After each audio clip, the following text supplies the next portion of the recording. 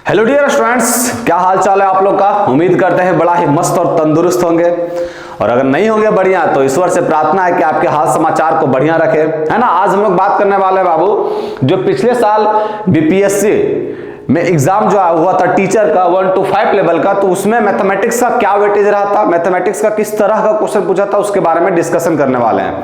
हम आप लोग को हमेशा बोलते हैं कि जब भी कोई एग्जाम का प्रिपरेशन करते हैं तो सबसे पहला काम होना चाहिए कि उसका सिलेबस के बारे में पता होना चाहिए। दूसरा काम होना चाहिए कि उसके प्रीवियस ईयर का क्वेश्चन पेपर पता होना चाहिए। उसके बाद फिर आप अपने सिलेबस को कंप्लीट करने की ओर लगे, क्योंकि प्रीवियस ईयर का क्वेश्चन पेपर आपको यह बताता है कि आपका लेवल कहां है और तैयारी कहां से स्टार्ट करना है ना। मान लेते हैं आप नॉर्मल क्वेश्चन सॉल्व कर लेते हैं, तो क्यों हम जीरो से लेवल से स्टार्ट करेंगे, हम 50 लेवल से स्टार्ट करेंगे, है ना।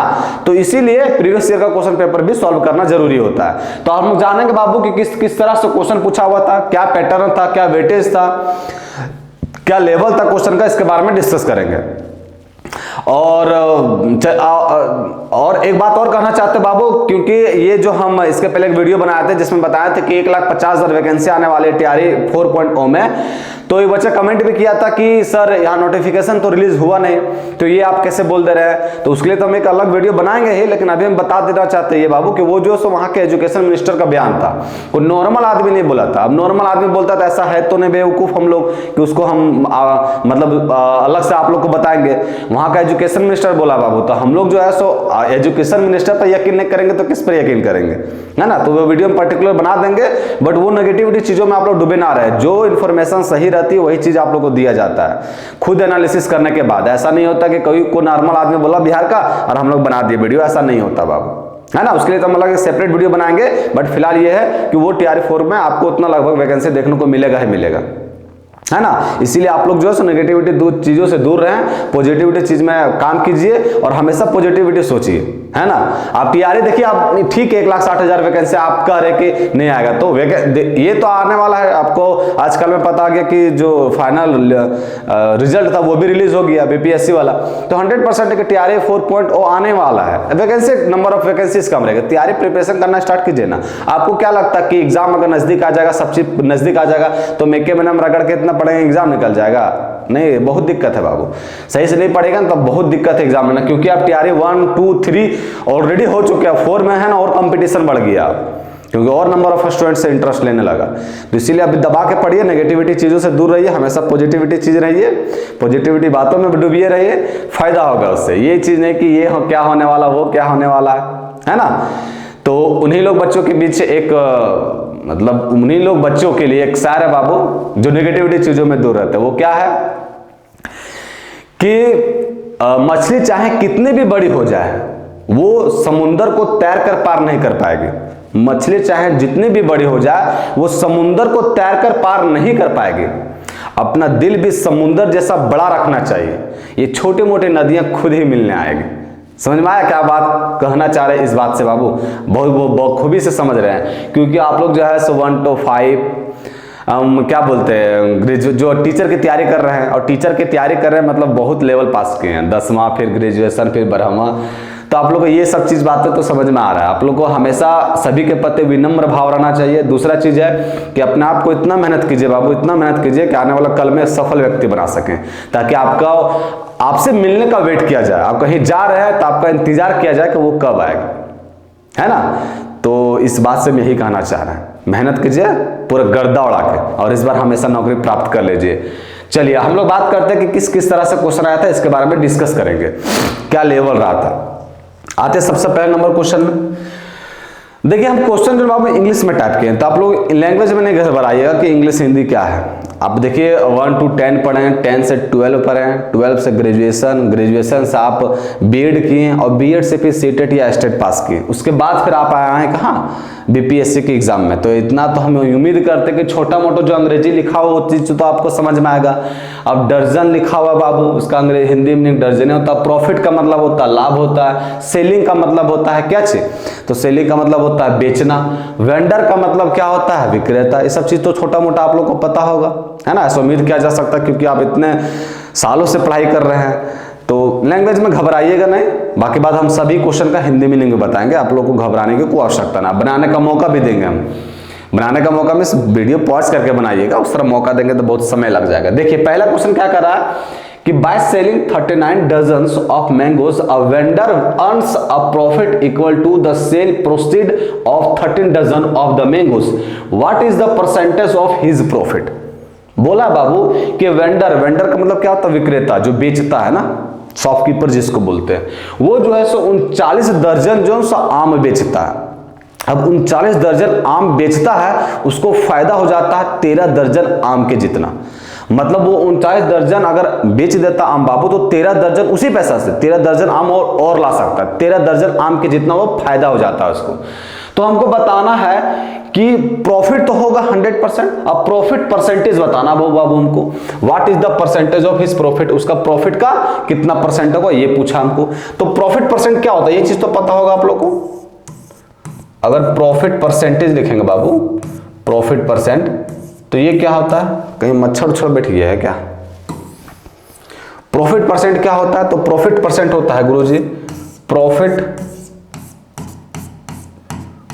Profit divide by cost price और इनटू में 100, है ना। ये चीज तो पता होगा आप लोगों को बाबू, है ना, उम्मीद करते हैं ऐसा। प्रॉफिट परसेंटेज का मतलब क्या होता है कि profit divide by cost price और इनटू 100, इसका फॉर्मूला है। अब देखिए अब कैसे हम लोग कॉस्ट प्राइस निकालेंगे, प्रॉफिट तो पता चल रहा है लेकिन हमको कॉस्ट प्राइस निकालना है। अब देखो बाबू हम लोग जो है जो सेलिंग प्राइस को एक्स मान लेते हैं, है ना, सेलिंग प्राइस को क्या मान लेते हैं, एक्स, सेलिंग प्राइस को मान लिया गुरुजी एक्स।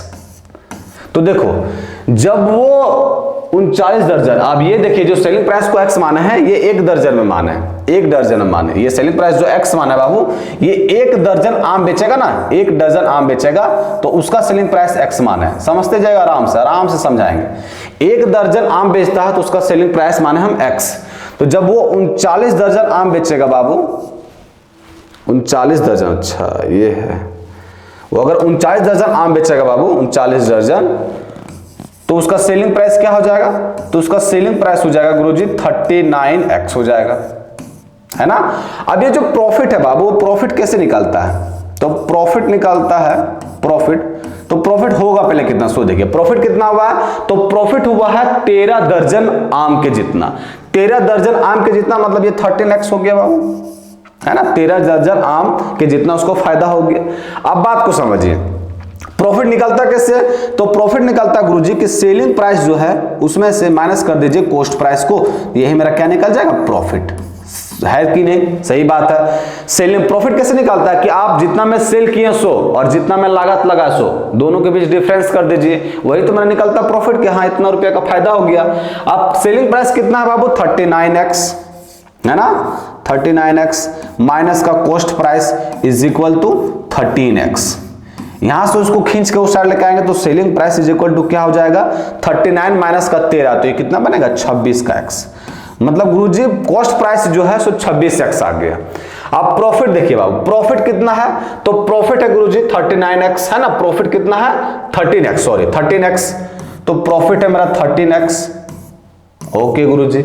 और उसके बाद मेरा कॉस्ट प्राइस कितना है, तो कॉस्ट प्राइस मेरा 26x और इनटू में क्या हो गया 100, चिरहरण कर दीजिए, काटिए इसको, 13 दूनी का 26 फरसा से, और 2 से फिर ये कट जाएगा कितना बार में, 50 बार में, तो मेरा प्रॉफिट परसेंटेज कितना आ जाएगा 50% बाबू। अब 50% किस नंबर ऑप्शन में, तो option number B will be the right answer. देखिए इस तरह का भी क्वेश्चन आता है 1 to 5 लेवल का, तो उम्मीद करते इस क्वेश्चन में कोई दिक्कत नहीं हुआ होगा, है ना, इजी से समझ में आ गया होगा। देखिएगा आप लोग खुद भी इसको ट्राई कीजिएगा बनाने का, और सब क्वेश्चन का हम हिंदी मीनिंग बताएंगे, फिर इसको पॉज कीजिएगा, ट्राई कीजिएगा कि बन रहा है कि नहीं। सो उसके बाद अपना अपना लेवल का पता चल जाएगा कि हाँ हमको अगर ये क्वेश्चन बन रहा होगा तो थोड़ा बहुत आपका प्रॉफिट लॉस के बारे में आइडिया है, हल्का फुल्का से भी पढ़िएगा तो कोई दिक्कत नहीं होगा, है ना। आते नेक्स्ट सवाल में।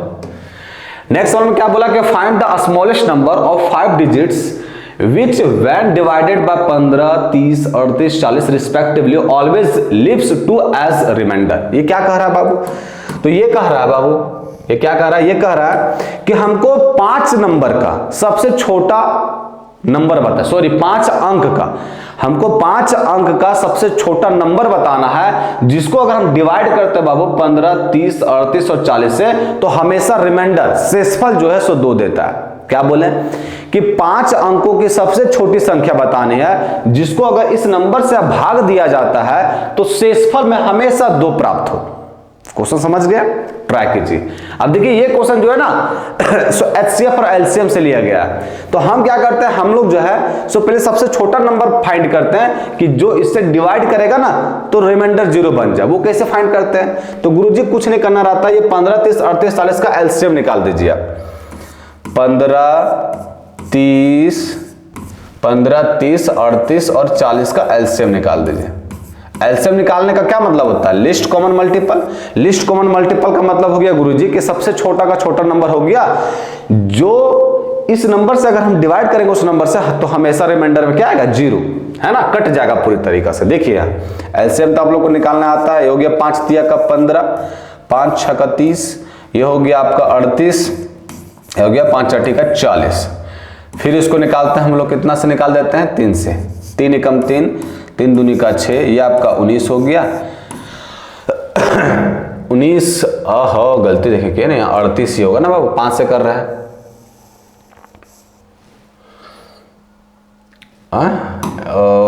ये पूरा मिट जा रहा है, चलो पूरा मिटा ही देते हैं। ये 5 से किए तो 5 तिया का 15, 5 6 का 30 और ये 38 रहेगा, 19 कर दिए तो ये हो गया 5 8 का 40। इसको अगर हम फिर 3 से करते हैं, 3 से तो 3 एकम 3, 3 दूनी का 6, ये आपका 38 बार बार क्यों जा रहा है, ये 38 हो गया और ये हो गया 8। अब फिर इसको 2 से कर दीजिए बाबू, 2 से करेंगे तो ये हो जाएगा 1, फिर ये हो जाएगा 1, 19 दूनी का 38 और ये हो जाएगा 4 दूनी का 8, है ना। अब देखिए ये 5 दूनी का 10 होगा तो इसको इससे मल्टीप्लाई, इसको एज इट इज रखते हैं। ये हो गया 3 चौका 12, 19 को 12 से मल्टीप्लाई करेंगे, 19 को जब 12 से मल्टीप्लाई करेंगे तो क्या होगा, 12 9 का 108 का 8, बाकी हाथ में बचा 10 और 12 कम 12 और 10 कितना हो गया, 22। तो ये हो गया 22 228 और यहाँ 5 दूनी का 10 आया था। तो सबसे छोटा नंबर गुरुजी मेरा बन गया 2280। जो ये सभी नंबर से अगर डिवाइड करेंगे ना तो शेषफल में 0 आता है। अब ये तो बना 4 नंबर का, हमसे पूछा है 5 नंबर का। अब देखिए बाबू यहाँ लगभग कितना है, तो ये 2200 के आसपास है। 2200 को अगर हम 4 से मल्टीप्लाई करते हैं तो देखिए आप इसको बात को समझिए, ये नंबर जो बाबू ये सभी से डिविजिबल है, 15 से भी, 30 से भी, 38 से भी, 40 से भी, सभी नंबर से डिविजिबल है। अगर इसमें हम 1 से भी डिवाइड कर मल्टीप्लाई करेंगे तो भी ये नंबर सभी से डिविजिबल होगा। अगर 2 से मल्टीप्लाई करेंगे तो भी ये नंबर सभी से डिविजिबल होगा, ये नंबर सभी से डिविजिबल होगा। उसके बाद अगर हम 3 से मल्टीप्लाई करें तो ये नंबर जो है सो सबसे डिविजिबल होगा बाबू। 4 से मल्टीप्लाई करें तो भी सबसे डिविजिबल होगा, 5 से मल्टीप्लाई करें तो भी सबसे डिविजिबल होगा, सभी से डिविजिबल होगा, कोई दिक्कत नहीं है ना। तो सबसे डिविजिबल होगा तो हमको तो ये 4 डिजिट का है गुरुजी, 4 अंक का निकालना हमको, 5 अंक का।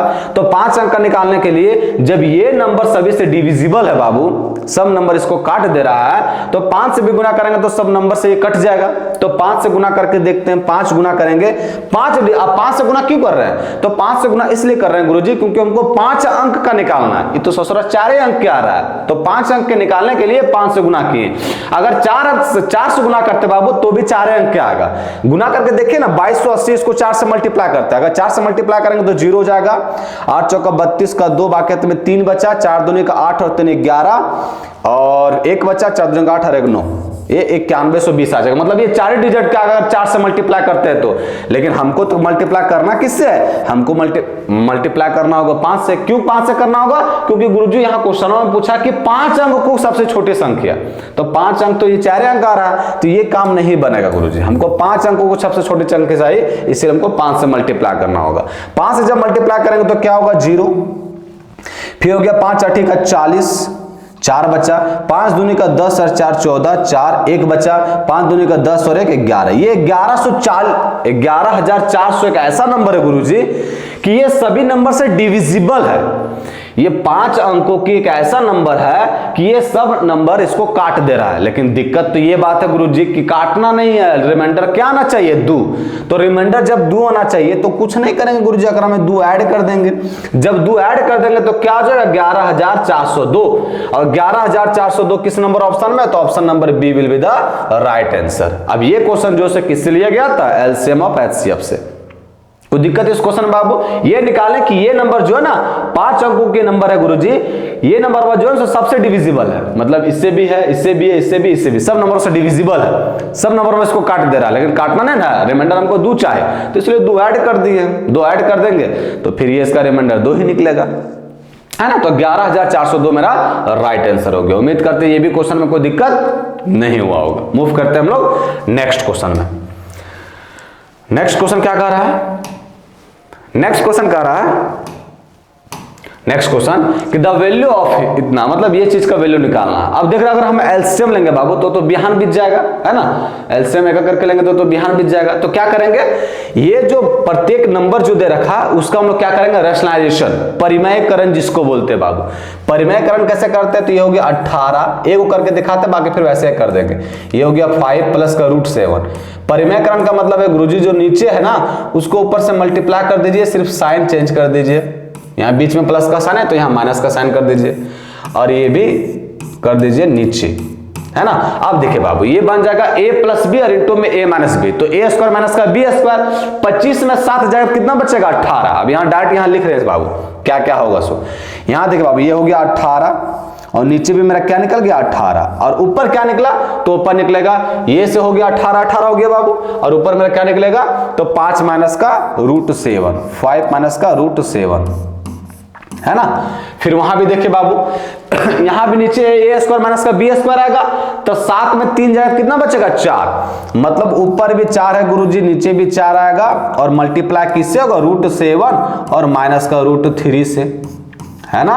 फिर प्लस का, फिर यहाँ कितना है √3 √2 है, तो यहाँ भी हो जाएगा गुरुजी √3 माइनस का √2, क्योंकि डिफरेंस तो 1 आना है। स्क्वायर करेंगे तो 3 में 2 जाएगा तो 1 ही बचेगा, और यहाँ भी देखिए 2 में 1 जाएगा तो 1 ही बचेगा, तो ऊपर भी डिफरेंस आना है, मतलब √2 माइनस का 1, है ना। अब देखिए बाबू ये 18 से ये 18 कैंसिल आउट हो गया, ये 4 से ये 4 कैंसिल आउट हो गया।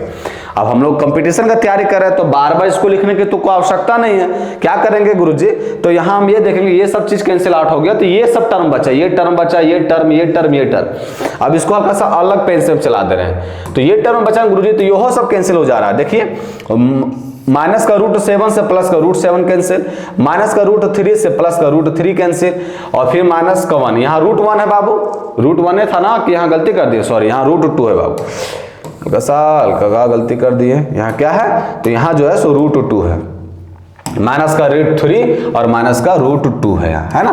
तो ये माइनस √2, ये जो है माइनस √2 से प्लस √2 कैंसिल हो गया बाबू, तो बचा क्या तो 5 और 1 बचा, 5 माइनस का 1, तो और 5 माइनस का 1 का मतलब क्या हो गया, तो 5 माइनस 1 का मतलब हो गया गुरुजी 4, है ना। 5 माइनस 1 का मतलब क्या हो गया 4, जो किस नंबर ऑप्शन में है, तो option number A will be the right answer, है ना। तो उम्मीद करते हैं सब क्वेश्चन तो आराम से बन गया होगा आप लोग से, है ना। कोई दिक्कत नहीं, इसमें पूरा का नहीं लेना है आपको एलसीएम, इसमें प्रत्येक का परिमेयकरण करना है, रैशनलाइजेशन, है ना। आते हैं नेक्स्ट क्वेश्चन में। नेक्स्ट क्वेश्चन कह रहा है कि a clock is started at 12 noon by 10 minutes past 5 the hour and has turn through. क्या कह रहा है कि ये जो है ना दोपहर को 12 बज रहा है, घड़ी तो देखने आता है, दोपहर का 12 बज रहा है। अब वो जो दोपहर का 12 बजने का मतलब क्या चाहिए कि जो घंटा की सुई है बाबू वो 12 पर होगी। अब वो घंटा की सुई जो है ना आ गया है 5 बज गया, मतलब अब जो है सो टाइम हो गया 5:10। ये 10 minutes past 5 लिखा हुआ, तो ये बता रहा है कि 5:10 हो गया।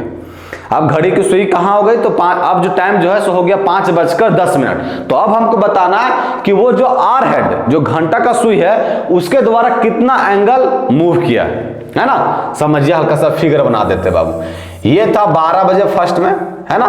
12 बजे इसका मिनट का सुई भी यही होगा बाबू, ये आपका घंटा का सुई है और इसका मिनट का सुई यही लिख देते हैं। देखिए यहाँ है, ये आपका घंटा का सुई और ये आपका मिनट का सुई, समझने के लिए। उसके बाद ये घंटा का सुई जो है 5 पे आ गया, 5 इधर कहीं होगा, और मिनट का सुई 5:10 दिखा रहा है, तो मिनट का सुई कहीं इधर होगा, है ना। तो हमको बताना कि इसके द्वारा ये जो घंटा के द्वारा कितना एंगल ट्रेवल किया, ये एंगल कितना हुआ, सो बताना गुरुजी कितना एंगल बनाया। क्वेश्चन क्या बोले फिर से समझिए। क्वेश्चन ये कह रहा है कि 12 बज रहा है बाबू, लेकिन अब टाइम जो 12 बजे दोपहर, लेकिन अब क्या हो गया 5 बजे लिखना, तो इसको कंसिडर करना शाम का ही टाइम, सुबह के बारे में नहीं बोल रहा है। तो 12 बजे दोपहर बज रहा है टाइम, अब टाइम हो गया 5:10। तो हमको बताना कि जो घंटा की सुई है उसके द्वारा कितना एंगल कवर किया गया, वही पूछ रहा है हमसे क्वेश्चन। अब बात को समझिए, प्रत्येक घंटा में जो घंटा की सुई है बाबू कितना एंगल कवर करता है, तो वो करता है 30 डिग्री गुरुजी, एक घंटा में 30 डिग्री करता है। अब ये कैसे पता करा चला गुरुजी? अरे बाबू टोटल घंटा कितना होता है 12 घंटा, तो जब एक घंटा 30 डिग्री कर रहा तब ना 12 घंटा इंटू में 30 डिग्री हो जाएगा, 12 3 का 36, 360 डिग्री। एक कंप्लीट जब रिवॉल्व करता है बाबू कोई भी चीज तो 360 डिग्री कवर न करेगा, तो पूरा कवर किया तो 360 डिग्री ही कवर किया। इसका मतलब है 360 डिग्री कवर किया, इसका मतलब है कि प्रत्येक घंटा में जो आर वाली घंटा है, घंटा का सुई, वो 30 डिग्री कवर करता है। अब देखो बाबू 12 से पहुंचा है 5, तो 12 1 2 3 4 5, तो 5 घंटा बाबू, तो 5 घंटा में कितना करेगा, तो 5 घंटा में करेगा गुरुजी 5 गुने का 30 डिग्री, 150 डिग्री करेगा, 150 डिग्री। तो क्या मेरा आंसर 150 डिग्री हो जाएगा? ना बाबू, ये 5 घंटा का हुआ, 10 मिनट अभी भी तो बचा हुआ है, तो 10 मिनट का कितना करेगा बाबू? यहां से समझिए, 1 घंटा बराबर 30 डिग्री है ना, तो 1 घंटा में कितना मिनट होता है? 60 मिनट गुरुजी। तो 60 मिनट में कितना डिग्री करेगा कंप्लीट? तो 30 डिग्री करेगा। और अगर 10 मिनट का निकालना चाहे गुरुजी, तो 10 मिनट का क्या निकलेगा? तो 10 मिनट का निकलेगा 30/60 और इंटू में 10 डिग्री, इंटू में 10 डिग्री, है ना। अब ये देखिए 30 दूनी का 60 हो गया और 2 5 का 10 हो गया, मतलब ये क्या निकल गया? 5 डिग्री। ये क्या निकल गया? 5 डिग्री, मतलब 10 मिनट में 5 डिग्री कवर कर रहा है। अब ये देखिए 5 घंटा में टोटल कितना घंटा हुआ? 5 घंटा 10 मिनट, है ना, टोटल तो 5 घंटा 10 मिनट हुआ, तो 5 घंटा 10 मिनट में टोटल एंगल कितना बनाया बाबू? तो 150 और प्लस का 5, 155 डिग्री, जो किस नंबर ऑप्शन में है? तो option number B will be the right answer. उम्मीद करते इस क्वेश्चन में भी रत्ती भर का प्रॉब्लम नहीं हुआ होगा और ये बन भी गया होगा आप लोग से, है ना। तो इस तरह के क्वेश्चन भी आए हैं बाबू। चलिए मूव करते हैं नेक्स्ट क्वेश्चन में। नेक्स्ट क्वेश्चन कह रहा है कि मोहन वॉक्ड, देखिए अब इसमें फिगर के थ्रू बनेगा, समझते जाइए, नहीं बनाते हैं। डायरेक्शन तो आपको आता है ना बाबू, ये आपका क्या होता है? ये आता है आपका ईस्ट, ये क्या होता है? ये होता है वेस्ट, ये आपका होता है साउथ और ये होता है नॉर्थ, है ना। अब पेन हल्का चेंज कर दे रहे हैं। क्या कह रहा है सो सुनिए, कह रहा है कि मोहन जो है सो वॉक्ड करता है 20 मीटर टुवार्ड्स नॉर्थ। हिंदी में करते जा रहा है, आपको फिगर ड्रॉ करते जाना है। मोहन जो बाबू वो 20 मीटर जो है सो नॉर्थ की तरफ बढ़ता है। नॉर्थ का मतलब क्या होता है? उत्तर की तरफ, उत्तर की तरफ बढ़ता है। मोहन जो है, मान लेते हैं मोहन यहां था, ये उत्तर की तरफ 20 मीटर बढ़ा बाबू, उत्तर की तरफ कितना बढ़ा? 20 मीटर बाबू, है ना, 20 मीटर। मोहन यहां बाबू, यहां, और उत्तर की तरफ मतलब इधर ही जा रहा है, तो 20 मीटर बढ़ा। उसके बाद क्या किया?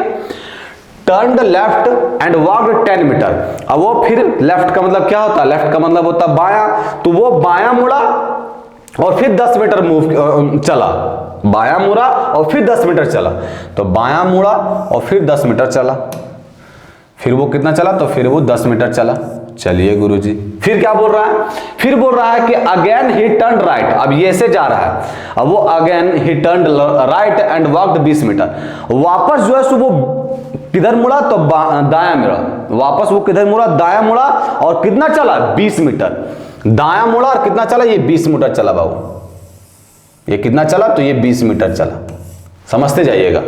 फिर क्या बोला कि फ्रॉम हियर ही turned again right and walked 10 metre. उसके बाद फिर यहां से है वापस से ऐसे जा रहा है, वापस जो है सो राइट मुड़ा। राइट का मतलब क्या हो गया? दायां। राइट लेफ्ट तो समझ में आता होगा, तो राइट मुड़ा मतलब दायां मुड़ा, और दायां मुड़ के फिर वो 10 मीटर चला। फिर वो कितना चला? 10 मीटर, ये 10 मीटर चला। उसके बाद पूछा कि how far is he now from the his starting point. अब वो कह रहा है कि वो जो इस पॉइंट पे पहुंचा है गुरुजी, इस पॉइंट पे पहुंचा है, तो हमको बताइए कि उस पॉइंट से जो उसका स्टार्टिंग पॉइंट था उसके बीच का दूरी कितना है। तो बाबू जब ये 20 है तो यो ना 20 होगा, और जब ये 20 है तो ये 20 है, यहां से यहां तक 20 हो गया, यहां से यहां तक 20 हो गया, तो 40 मीटर की दूरी पे है ना। और 40 मीटर है किस नंबर ऑप्शन में? तो option number B will be the right answer. उम्मीद करते हैं सब क्वेश्चन तो आप लोगों को तकलीफ हल्का सा भी नहीं हुआ होगा, है ना। चलिए मूव करते हैं नेक्स्ट क्वेश्चन में। नेक्स्ट क्वेश्चन कह रहा है कि a number ID decreased by 5% and then increased by 10%. What is what is a number is होगा बाबू ना, वहां आरडी लिख दिया है, यहाँ जो है ना इज होगा, a number is, number is, इसको सही कर लीजिएगा, ये नंबर इज है ना, number is decreased bye, number is, अब ये हिंदी में सुनिए बाबू, क्या कह रहा है कि एक नंबर है वो पहले जो है सो 5% डिक्रीज करता है, एक नंबर है वो 5% पहले डिक्रीज करता है, उसके बाद बोला बाबू, उसके बाद 10% इंक्रीज करता है। तो हमको बताना है कि वो नंबर कितना डिक्रीज किया और कितना इंक्रीज किया ओरिजिनल नंबर से, उसका परसेंटेज बताना। फिर से समझिए क्वेश्चन ये कह रहा है कि एक नंबर है वो 5% पहले डिक्रीज करता है, जब 5% डिक्रीज करता है उसके बाद फिर वो 10% का इंक्रीज करता है। तो हमको बताना कि कितना इंक्रीज किया और कितना डिक्रीज किया परसेंटेज में, किससे कंपेयर करना है, तो ओरिजिनल नंबर से बताना कि कितना परसेंट वो इंक्रीज किया या डिक्रीज किया, है ना। अब देखिए आराम से देखिए, मान लिया बाबू कि वो नंबर जो है गुरुजी वो कुछ और नहीं, क्या है, 100 है, 100 है। जब बाबू यहां 5% इंक्रीज किया है, सॉरी डिक्रीज किया है, तो 5% डिक्रीज का मतलब क्या हो गया गुरुजी, तो 5% डिक्रीज का मतलब हो गया, 5% डिक्रीज का मतलब ये हो गया आपका टोटल 100, और 100 में 5% डिक्रीज किया, तो 5% डिक्रीज किया किसका, 100 का बाबू, नंबर बात तो 100 नहीं है ना, तो 5% डिक्रीज किया है किसमें, 100 में बाबू, तो 5% ऑफ 100 हो जाएगा, होगा ना, एकदम होगा गुरुजी। यहां हो गया आपका 100 और माइनस का 5 डिवाइड बाय 100, परसेंटेज का साइन हटाएंगे तो ऑफ का मतलब हो गया गुना, और ये से ये कैंसिल हो गया, 100 में 5 कितना बचेगा, 90, 95 सॉरी, वैसे वही पता चल रहा था कि 5% डिक्रीज के 95 हो, कैसे हुआ सो दिखा दिए हैं। फिर क्या बोल रहा है, फिर बोला जो ये नंबरवा है, देन बोला बाबू याद रखिएगा, देन का मतलब जो ये नंबरवा आया है इसमें जो है 5% 10% इंक्रीज कर रहा है, बच्चा लोग गलती की कर देता है, आंकड़े में 10% इंक्रीज कर देता है, 110 कर देता है, आंकड़ा में गलत आ जाता है। इसमें बाबू देन बोला है, देन का मतलब हो गया कि इसके बाद जो ये रिजल्ट आया इसमें जो है 10% इंक्रीज किया। अब इसमें जब 10% इंक्रीज करेंगे बाबू तो 100 में ऐड करेंगे, इंक्रीज हुआ कितना परसेंट का इंक्रीज हुआ, 10 में, है ना, 10% किसका बाबू, 10% तो 95 का, है कि नहीं। ये हो गया आपका 100 प्लस का 10/100 और इंटू में 95 होगा बाबू, है ना, एक से एक जीरो कैंसिल आउट हो गया, तो ये आ गया मेरा 9.5। अब 100 में 9.5, अच्छा सॉरी यहां देखिए गलती क्या की है, यहां हमको 95 में निकालना था, ये ना गलती अभी हम भी कर दी है। ये जो इंक्रीमेंट डिक्रीमेंट है गुरुजी ये 95 में हुआ है, आप 100 क्यों कर रहे हैं, ये 95 में इंक्रीज हुआ 10%, है ना, 95 में, ये 95 में इंक्रीज हुआ कितना बाबू, 10%। अब देखो बाबू, अब ये 95 है प्लस का 9.5 होगा, 95 में 9.5 अगर हम ऐड करेंगे तो क्या होगा, तो ये 9.5 ही होगा ना, तो 95 और 5 हो गया 100, ये हो गया मतलब 104.5, यही होगा, यही ना होगा, 195 और 5 हो गया मेरा, ये 9.5 होगा बाबू, नीचे अब मेरा 10 है तो 9.5 हो गया, तब 95 और 5 हो गया 100, यहां बचा 4.5 तो 104.5 आ गया। अब देखो बाबू, अब क्या कर रहा है, अब हमसे पूछ रहा है कि अब आप जो भी कंपेयर कीजिएगा हमको ओरिजिनल नंबर से बताना कि ये नंबर इंक्रीज किया या डिक्रीज किया, ओरिजिनल नंबर से बोला बाबू, क्या बोला कि कितना परसेंट इंक्रीज किया या डिक्रीज किया of the number 10 obtained from the original number, जो लास्ट में नंबर ऑब्टेन्ड किए, लास्ट में नंबर जो आया है वो ओरिजिनल नंबर के कितना परसेंट इंक्रीज किया या डिक्रीज किया, तो साफ साफ पता चल रहा 100 से 104.5 पहुंच गए। इसका मतलब है कि 4.5 जो है इंक्रीज किया बाबू, 4.5 इंक्रीज किया है ना, 4.5 इंक्रीज किया, किसमें से इंक्रीज किया है, तो ओरिजिनल नंबर क्या है 100। अब इसको परसेंटेज में चेंज करना होगा बाबू, तो 100% से मल्टीप्लाई कर देंगे।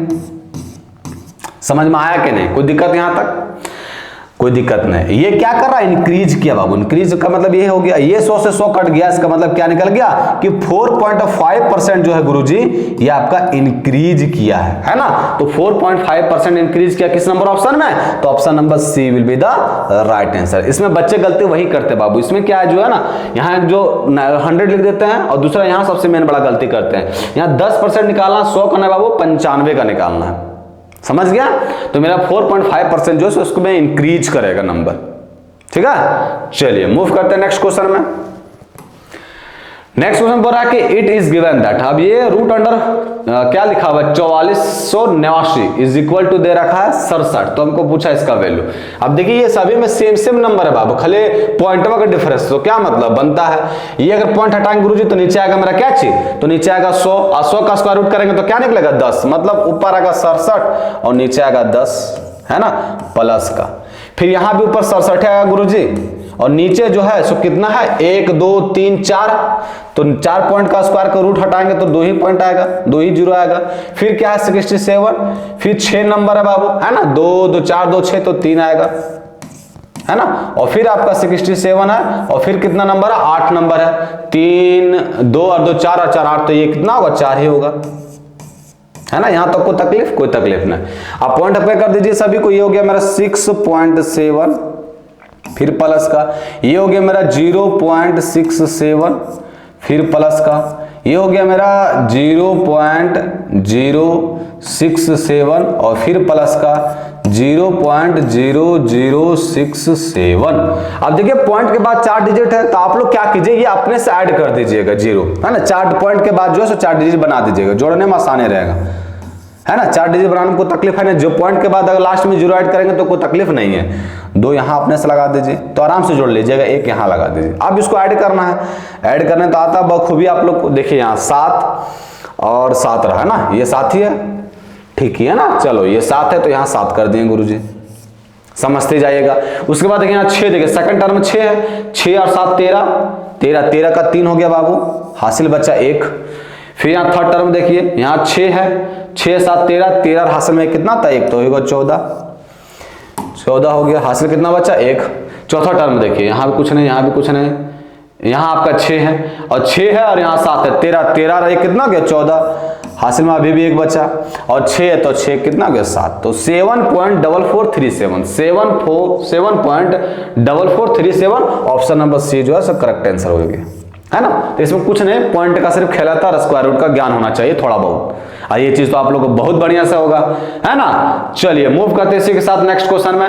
नेक्स्ट क्वेश्चन क्या कह रहा है, देखिए बाबू ये सारा क्वेश्चन आप लोगों को कंप्लीट एनालिसिस के साथ बता रहे हैं। अगर जल्दी जल्दी बताने का रहता तो हम आधा घंटा में सब क्वेश्चन बता देते हैं, लेकिन आप लोग को हल्का सा एनालिसिस करके बता रहे हैं इसलिए क्योंकि अगर आप लोग हल्का फुल्का पढ़े भी होंगे ना तो हल्का फुल्का याद कर रहे हो कि हाँ इसी तरह पढ़े थे, इस तरह से क्वेश्चन को अप्रोच किया जाता है, उसके बाद फिर अपने पढ़ाई को कंटिन्यू कीजिएगा, है ना, इसीलिए। और ना आएंगे तो डायरेक्ट बता देंगे इतना परसेंट हो गया, खत्म कहानी, मजा नहीं आएगा उस तरह। क्या बोला कि at what rate of the simple interest a certain some of money becomes it's 7 times in 24 years.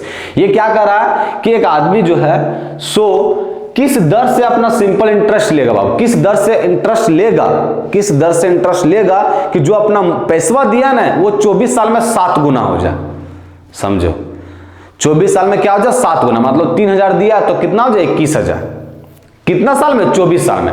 तो वही पूछा कि किस दर से सिंपल इंटरेस्ट लेंगे, किस दर से हम इंटरेस्ट लेंगे सर, कि हमको बताना कि जो हम पैसा दिए किसी आदमी को वो 24 साल में वो 7 गुना हो जाए। तो यहाँ फार्मूला का इस्तेमाल होगा, वो क्या फार्मूला, तो आप लोगों को पता है बाबू सिंपल इंटरेस्ट का फार्मूला क्या होता है, एसआई का।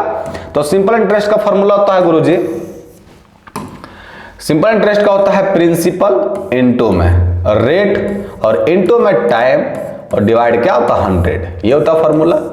ओके गुरुजी, एक फॉर्मूला अभी एक यूज होता है बाबू, क्या कि अगर हम पूरा टोटल अमाउंट निकालेंगे तो टोटल अमाउंट कैसे निकालते हैं, तो टोटल अमाउंट निकालते हैं गुरुजी कि प्रिंसिपलवा कितना दिए हैं 100 और सिंपल इंटरेस्टवा कितना लिए हैं 100, इसी तरह निकालते हैं ना कि सिंपल इंटरेस्ट कितना है 100 और प्रिंसिपल कितना दिए हैं, तो इससे हमको टोटल अमाउंट निकल जाएगा।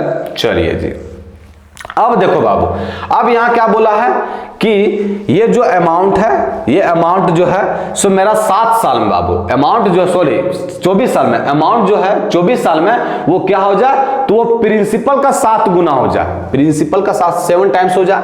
तो प्रिंसिपल मान लो कि हम P रुपया दिए हैं, तो टोटल अमाउंट मेरा क्या हो जाएगा 7 साल के बाद, 24 साल के बाद, तो इसका 7 गुना हो जाएगा, मतलब ये 7P दे रखा टोटल अमाउंट हुआ इज इक्वल टू P और प्लस का, समझ रहे हैं ना क्या बोलना चाह रहे हैं। ये अमाउंट टोटल में 7P कैसे आया इसको समझे, हमको क्या बोला, बोला कि 24 साल में गुरुजी जो जितना हम पैसा दिए ना उसका 7 गुना हो जाए, 7 गुना हो जाए। तो 7 गुना मतलब टोटल अमाउंट कितना हो जाए 7P, प्रिंसिपल दिए हम P, मतलब मान लो पैसा हम दिए P पैसा, तो तो ये 7 गुना हो जाएगा, 7 पी हो जाएगा टोटल अमाउंट। पी का पी रहा, सिंपल इंटरेस्ट का फॉर्मूला क्या है, तो प्रिंसिपल इनटू में रेट और इनटू में टाइम और डिवाइड बाय कितना है 100। देखिए बाबू पी यहां भी है, पी यहां भी है और पी यहां भी है, कैंसिल आउट हो गया। अब यहां 7 सभी से कॉमन लेके कैंसिल आउट कर दिए। अब यहां देखिए 7 में 1 इधर चला गया तो ये बच गया 6 इज इक्वल टू, यहां रेट पूछ रहा है बाबू, रेट ही तो पूछा हमसे, इनटू में टाइम कितना दे रखा है 24 साल दे रखा है गुरुजी, और इनटू में क्या हो जाएगा 100, है ना। यहां से हमको रेट निकालना है तो रेट निकालेंगे तो ये हो जाएगा 6 गुना का 100 और इनटू में हो जाएगा 24, डिवाइड में 24 हो जाएगा, 6 चौका 24 और 4 को काटेंगे तो क्या निकलेगा 25। मतलब रेट जो है गुरुजी अगर हम 25% लेना इंटरेस्ट रेट 25%, तो 24 साल के बाद जो हम पैसा दिए हैं वो 7 गुना हो जाएगा, कितना परसेंट से 25% के हिसाब से पर एनम। 25% किस नंबर ऑप्शन में, तो option number B will be the right answer. समझिए बाबू, कोई तकलीफ, इसमें 2 फॉर्मूला सिर्फ इस्तेमाल हुआ था। आपका जो सिंपल इंटरेस्ट का फॉर्मूला होता है प्रिंसिपल इनटू में रेट इनटू में टाइम डिवाइड बाय 100, और जो टोटल अमाउंट निकलता है बाबू वो निकलता कितना कैपिटल दिए आप 100 और कितना इंटरेस्ट वाली है प्रोसेस से, है ना। उम्मीद करते हैं इस क्वेश्चन में भी कोई रत्ती भर का प्रॉब्लम नहीं हुआ होगा। चलिए मूव करते हैं नेक्स्ट सवाल में। नेक्स्ट सवाल में बोल रहा कि the number of daily visitors of a zoo on Sunday is 680 and other day is 332 if the first day of a 30 days month in Sunday what will be the average number of daily visitors of the zoo in that month. क्या कह रहा है, कह रहा है बाबू एक जू का मतलब क्या होता है, चिड़ियाघर। तो चिड़ियाघर में जो है ना सो टोटल संडे में जो है सो चिड़ियाघर में 680 आदमी आता है विजिट करने के लिए, घूमने के लिए। संडे में सब आदमी फ्री रहता है तो ज्यादा नंबर ऑफ मेंबर्स जो है सो वो जाएंगे। तो संडे के दिन जब रहता है बाबू तो जू में 680 आदमी आता है, लेकिन संडे के अलावा जो 6 दिन बच गया ना उसमें मात्र 332 आदमी जाता है घूमने के लिए। तो हमको बताना है कि 30 दिन का एक महीना है, 30 दिन का एक महीना है और जिसमें फर्स्ट दिन जो है संडे आ जा रहा है। फर्स्ट दिन मेरा संडे आ जा रहा है बाबू, फर्स्ट दिन ही मेरा क्या आ जा रहा है, संडे आ जा रहा है। तो हमको बताना है फर्स्ट दिन ही मेरा क्या आ जा रहा है, संडे आ जा रहा है ना। फर्स्ट दिन ही मेरा क्या आ जा रहा है, संडे आ जा रहा है। तो हमको बताना है कि उस मंथ में टोटल विजिटर्स जो है उसका एवरेज क्या निकलेगा, एवरेज क्या निकलेगा। अब देखिए बात को समझिए। अब पहले हम ये काउंट करते गुरुजी कि टोटल संडे होगा कितना 30 दिन में। देखो बाबू फर्स्ट दिन ही मेरा संडे निकल गया तो 30 दिन का है तो 7 चौके 28, ये 28 दिन में 4 संडे हो गया गुरुजी, है ना। लेकिन फिर जैसा ही 29 दिन आएगा तो फिर संडे से ही स्टार्ट होगा बाबू, तो फिर वहां भी एक दिन ऐड हो जाएगा संडे। मतलब टोटल जो है मेरा 5 संडे निकल गया गुरुजी, है ना, 5 संडे। तो 5 संडे निकला बाबू जिसमें से टोटल विजिटर्स कितने आ रहे हैं, तो एक संडे में कितना आ रहा है 680। तो 5 संडे में कितना आएगा, 5 इंटू में 680, है ना। और बचा कितना, 5 संडे आ जा रहा है तो 25 बचा अदर डे, तो 25 बता अदर डे इनटू में जब एक दिन में आ रहा है 332 अदर डे में, तो 25 अदर डे में कितना आएगा, तो 25 इंटू में 332। एवरेज निकालना बाबू, क्या निकालना है, एवरेज ऐसे लिखा जा रहा है 332। हमको क्या निकालना है, एवरेज। तो एवरेज निकालना है तो टोटल नंबर ऑफ डेज, और टोटल नंबर ऑफ डेज कितना 30 है। इसको कीजिए सॉल्व। देखिए बाबू इससे फर्स्ट नंबर से क्या है जो हम लोग ले रहे हैं 5 कॉमन, फर्स्ट नंबर से 5 कॉमन ले लिए, और सेकंड से क्या कॉमन ले रहे हैं, तो 8 नहीं होगा 4 हो जाएगा, तो 4 ले लिए सेकंड नंबर से कॉमन। देखिएगा 5 लिए फर्स्ट नंबर से कॉमन और सेकंड से 4 लिए, तो ये 1 बच गया, और 4 कॉमन लेंगे तो ये क्या बनेगा 4 एकम 4, 2 बचा, 4 7 का 28, तो ये 0, और प्लस का 5 लिए कॉमन बाबू तो ये हो गया 5, और इंटू में सेकंड नंबर से 4 कॉमन लिए तो हो गया 4 8 का 32 और 4 3 का 12, और डिवाइड बाय क्या हो जाएगा, तो डिवाइड बाय हो जाएगा मेरा 30, है ना, डिवाइड बाय 30 हो जाएगा। देखिए ये हो गया 5 चौका 20 इंटू में यहां देखिए 170 है बाबू, 170 है, और इसको इससे मल्टीप्लाई करेंगे तो क्या हो गया 5 3 का 15, है ना, 5 3 का 15 और 8 5 का 40 और 1 41, दोनों को ऐड करेंगे तो क्या हो जाएगा 5 7 और 1 8, 4 और 1 5, 585 हो जाएगा। कितना हो जाएगा 585, और डिवाइड बाय कितना है, तो डिवाइड बाय 30 है। ये आपका 1 0 से 1 0 कैंसिल हो गया बाबू, 3 से अगर कैंसिल करेंगे तो 3 एकम 3, 2 बचा, फिर वो 3 9 का 27 और 3 5 का 15, 195 को अगर हम 2 से मल्टीप्लाई करेंगे तो क्या हो जाएगा 5 दूनी का 10, 9 दूनी का 18 और 1 19, 2 एकम 2 और 1 3, 390 विजिटर्स जो है बाबू वो 30 दिन में आएगा। विजिटर्स का मतलब क्या होता है, जो घूमने वाला व्यक्ति रहते हैं। तो 390 व्यक्ति जो है सो इस मंथ में घूमने के लिए आएगा। किस नंबर ऑप्शन में? तो option number A will be the right answer. समझ में आया? इस क्वेश्चन में भी आप लोग को रत्ती भर का प्रॉब्लम नहीं होना चाहिए। एवरेज निकालना था, एवरेज तो पता है क्या होता है, सो है ना। चलिए मूव करते हैं अगला क्वेश्चन में। अगला क्वेश्चन क्या कह रहा है कि what is the length of diameter of a circular ground whose area is equal to, circular ground बाबू उसका एरिया जो है सो इक्वल है सर्कुलर ग्राउंड का, किसके एरिया के इक्वल है? To the sum of area of a circle, circle का जो एरिया बाबू जिसमें 8 मीटर जो उसका रेडियस है, 8 मीटर रेडियस है, इसका मतलब सर्कल का एरिया क्या होता है? पाई आर स्क्वायर, आर की जगह पर क्या 8 है गुरुजी, प्लस का सम बोला ना बाबू, सम, तो सम है किसका? एरिया ऑफ सर्कल का एंड ट्रायंगल का एरिया, ट्रायंगल का एरिया कितना दे रखा? 36 पाई। फिर से क्या आप लोग समझिए, क्वेश्चन बोला बाबू कि एक सर्कुलर ग्राउंड है, उसका एरिया जो है इक्वल है, किसके एरिया के इक्वल से है? तो उसके एरिया जो समेशन ऑफ एरिया के इक्वल है। कौन से दो समेशन एरिया है बाबू? तो पहल का एरिया आपका सर्कल के एरिया और ट्रायंगल के एरिया का समेशन का जोड़ जो बाबू, ट्रायंगल का एरिया और सर्कल का एरिया का जोड़ जो है सो वो इक्वल है, किसके एरिया के इक्वल है? तो सर्कुलर ग्राउंड के एरिया के इक्वल है, वही चीज लिखे हैं। ये हो गया आपका सर्कल का एरिया प्लस का ट्रायंगल का एरिया। अब ये एरिया क्या निकल गया? अब ये सर्कुलर ग्राउंड है बाबू, तो सर्कुलर ग्राउंड तो अगर उसका एरिया निकालना चाहे तो क्या निकलेगा? सर्कुलर ग्राउंड और पाई आर स्क्वायर ही निकलेगा गुरुजी, ये निकलेगा पाई आर स्क्वायर है। ये कितना हो गया? 64 पाई, और ये हो गया आपका 36 पाई, है ना, 36 पाई। ये पाई आर स्क्वायर यहां से कितना निकल गया बाबू? 100 पाई, है ना। ये पाई से पाई कैंसिल आउट हो गया, और आर स्क्वायर अगर 100 है बाबू तो आर कितना होगा? 10 होगा। रेडियस का भी नेगेटिव होता में नहीं है ना, ऐसा नहीं कि गुरुजी यहां -10 भी होगा, तो रेडियस का भी नेगेटिव होता नहीं। ये हो गया 10। अब जब ये r बराबर 10 हो गया बाबू, तो हमसे पूछा क्या कि द लेंथ, तो यहां नहीं मार दीजिए आंख बंद करके, सी ऑप्शन सही हो गया। हमसे रेडियस नहीं पूछा बाबू, हमसे क्या पूछा कि लेंथ ऑफ डायमीटर, उस सर्कुलर ग्राउंड का डायमीटर बताना, व्यास बताना है। क्या बताना? व्यास। और व्यास पता बाबू आप लोग, जो रेडियस का रहता है, जो त्रिज्या का रहता है उसका 2 गुना रहता है ना। जो व्यास रहता है वो त्रिज्या का कितना गुना रहता है? 2 गुना।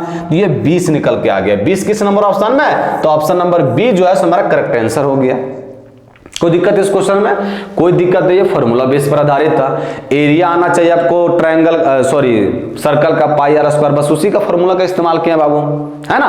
चलिए मूव करते हैं नेक्स्ट क्वेश्चन में। नेक्स्ट क्वेश्चन कह रहा है कि on dividing A cube plus का बी क्यूब प्लस का सी क्यूब माइनस का 3abc by A plus B plus C the quotient obtained. अब देखिए A plus B plus C का क्यूब क्या फॉर्मूला क्या होता है, सो देखिए ए क्यूब प्लस का बी क्यूब प्लस का सी क्यूब माइनस का 3abc, ये किसके इक्वल होता है बाबू? तो ये इक्वल होता है a प्लस बी प्लस सी, और इनटू में होता है a स्क्वायर प्लस का b स्क्वायर प्लस का c स्क्वायर, फिर माइनस का ab माइनस का bc और माइनस का ca, ये इसके इक्वल होता है। याद रखिएगा ये फॉर्मूला इसके इक्वल होता है। अब ये क्या कर रहा है कि ये नंबरवा को, तो इसको हटा के ये लिख सकते हैं, एकदम लिख सकते हैं। अब इसको गुरुजी से डिवाइड किया जा रहा है a प्लस बी प्लस सी से, तो हमसे क्या पूछ रहा है कि रिमाइंडर क्वोशिएंट कितना होगा। रिमाइंडर पूछता तो 0 हो जाता, हमसे पूछ रहा है क्वोशिएंट कितना होगा, तो ये से ये कट जाएगा, तो क्वोशिएंट ये है ना बच्चे का बाबू, a स्क्वायर प्लस का b स्क्वायर प्लस का c स्क्वायर माइनस का ab माइनस का bc माइनस का ca, मेरा क्या बनेगा? क्वोशिएंट। अब देखिए किस नंबर ऑप्शन में? a क्यूब प्लस का b क्यूब, अच्छा क्यूब नहीं होगा, यहां से हल्का सा ये ऑप्शन में गलती कर दिया है। यहां जो है ना बाबू, यहां आपका ये स्क्वायर स्क्वायर होगा, ये जो है ना ये क्यूब कर दिया, यहां आपका स्क्वायर स्क्वायर होगा, सुधार लीजिएगा। ऑप्शन हल्का सा ये गलती कर दी है, सभी में आपका स्क्वायर स्क्वायर होगा, यहाँ आपका स्क्वायर होगा, यहाँ भी स्क्वायर और यहाँ भी स्क्वायर।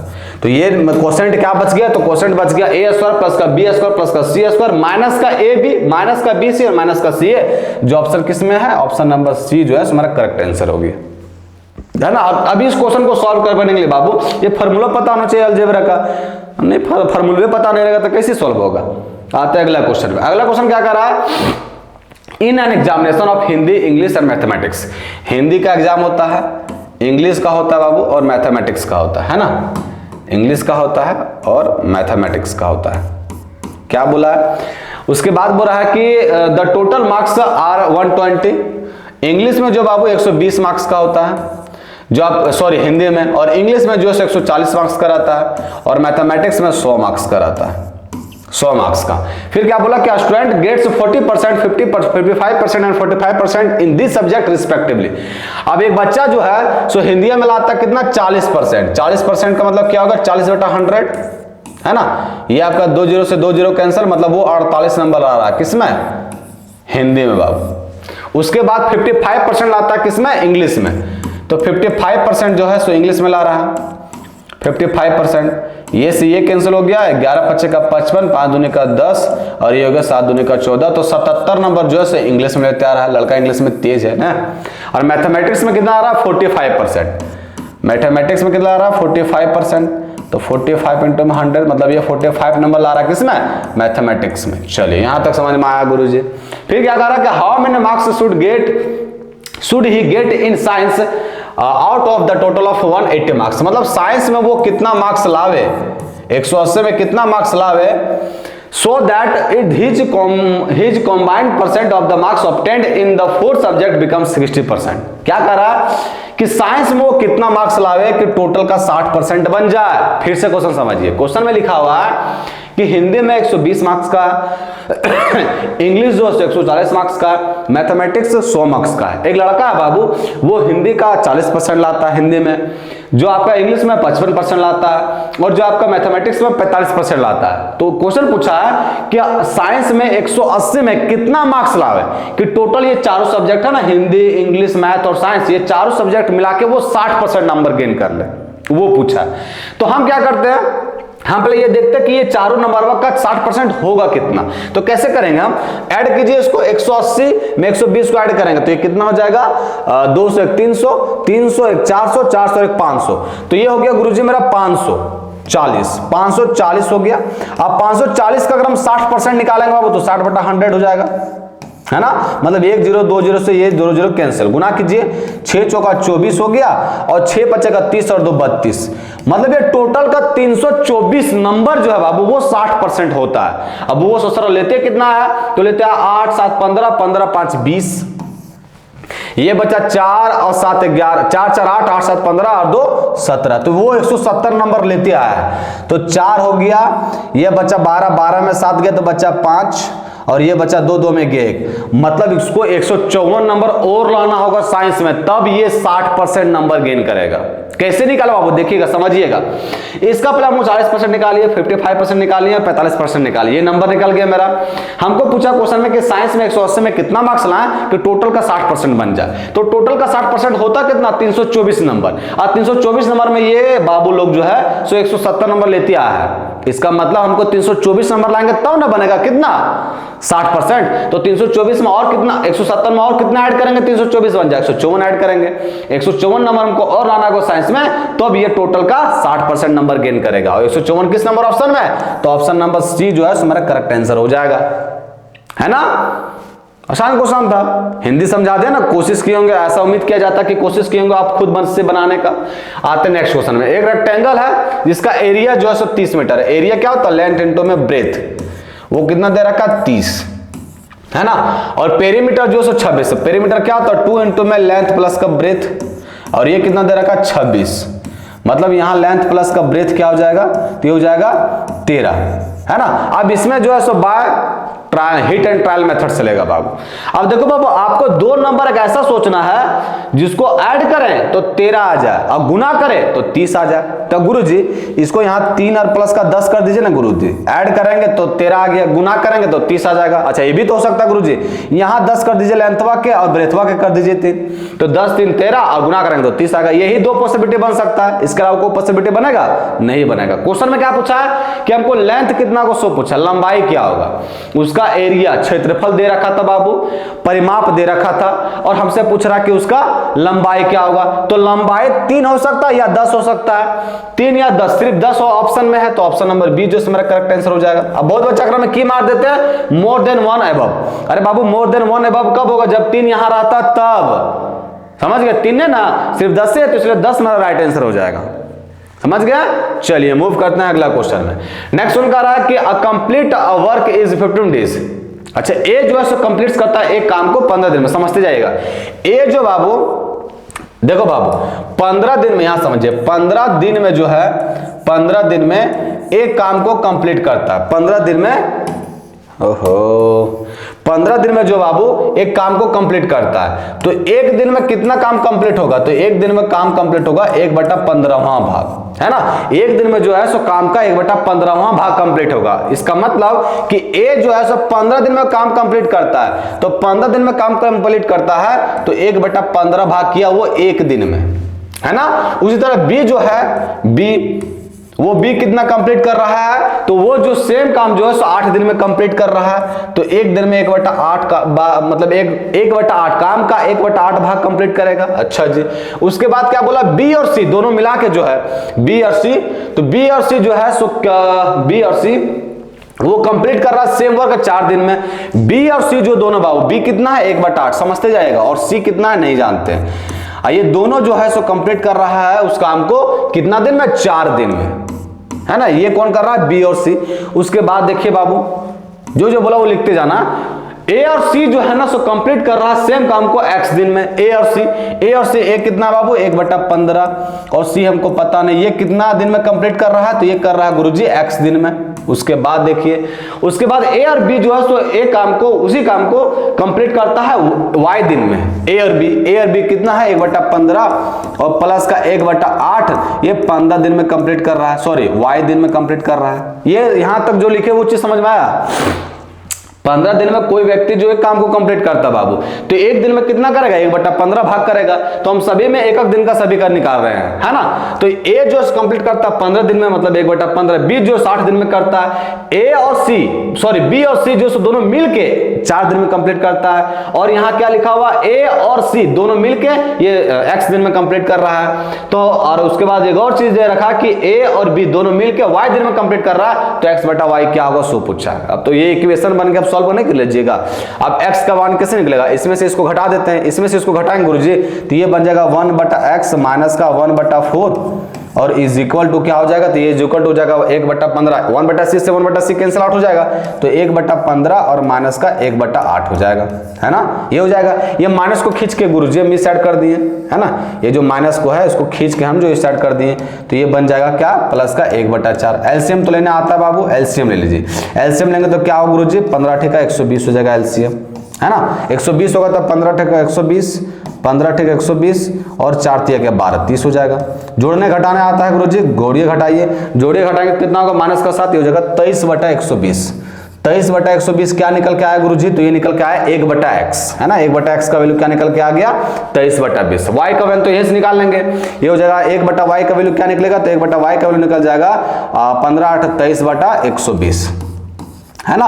और हमसे क्या पूछा बाबू? हमसे पूछा x/y का मान। तो x अगर यहां से निकालना चाहते हैं इसका रेसिप्रोकल कर देंगे, 120/123 और सॉरी 120/23, है ना। इसका रेसिप्रोकल कर देंगे तो 120/23 हो जाएगा। और डिवाइड बाय y का वैल्यू निकालना चाहें तो क्या निकलेगा? 120/23, है ना। तो 120/23, ये से ये कैंसिल, ये से ये कैंसिल, तो ये आंसर आ कितना गया? 1। तो x/y का वैल्यू क्या निकल के आ गया? 1। जो किस नंबर ऑप्शन में? तो ऑप्शन नंबर ए जो है सो मेरा करेक्ट आंसर हो गया।